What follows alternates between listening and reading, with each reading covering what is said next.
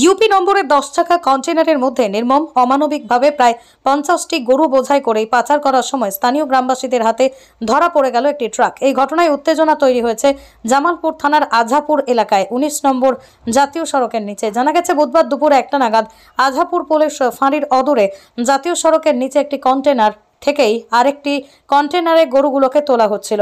সেই সময় স্থানীয় গ্রামবাসীদের সন্দেহ হওয়ায় তারা গাড়িটিকে আটক করে বিক্ষোভ শুরু করে। এরপরেই ট্রাকটির চালক গাড়িটিকে ফেলে পালিয়ে যায় বলে অভিযোগ।